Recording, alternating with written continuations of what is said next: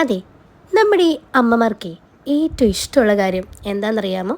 അത് തന്നെ, എല്ലാം ക്ലീനാക്കി എല്ലാം അടുക്കി ഒതുക്കി പറക്കി വെക്കുന്നത് അവർക്ക് ഭയങ്കര ഇഷ്ടമുള്ള കാര്യമാണ്.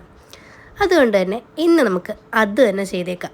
താഴ്ത്തുനിന്ന് എല്ലാരും പറഞ്ഞ അങ്ങോട്ട് കയറലാണ്, കൗതുക ലേശം കൂടുതലാണ്. ഈ ചെടിയൊക്കെ ഉണങ്ങിപ്പോകാൻ ഞാനും ഒരു കാര്യം തന്നെ വല്ലപ്പോഴും ഒക്കെ മുകളിൽ കയറി കുറച്ച് വെള്ളമൊക്കെ ഒഴിക്കേണ്ടതായിരുന്നു. ഇങ്ങനെയൊക്കെ ചെയ്യുമ്പോൾ നമുക്കിടുന്നൊരു ബെനിഫിറ്റ് എന്താണെന്നറിയാവോ? അമ്മമാരിങ്ങനെ ഇടയ്ക്കിടയ്ക്ക് നമുക്ക് എന്തെങ്കിലുമൊക്കെ തിന്നാനായിട്ട് കൊണ്ടുവരും.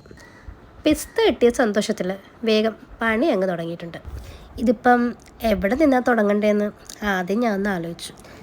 നോക്കി എന്നിട്ട് കാര്യമില്ലെന്ന് ഞാൻ പിന്നീടാണ് മനസ്സിലാക്കിയത്.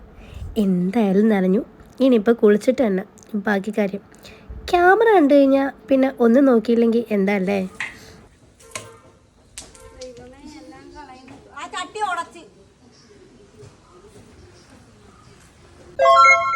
ഒരു ചട്ടി പോയെങ്കിൽ എന്താ, ബാൽക്കണി വൃത്തിയായി എന്നൊരു സന്തോഷത്തിൽ അമ്മ അവിടെ ചുറ്റും നിന്ന് നോക്കി.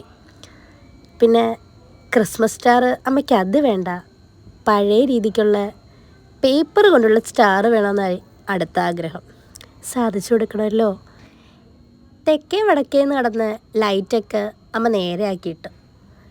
പിന്നെ പുള്ളിക്കാരി ഇതിനിടയ്ക്ക് എൻ്റെ അടുത്ത് എന്തൊക്കെയോ പറയുന്നുണ്ട്.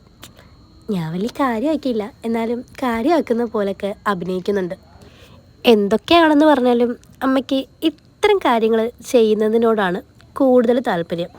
സംസാരിക്കാൻ ആളെ കിട്ടിക്കഴിഞ്ഞാൽ പിന്നെ വിടാത്തതാണ് എൻ്റെ അമ്മയുടെ മറ്റൊരു സ്വഭാവം.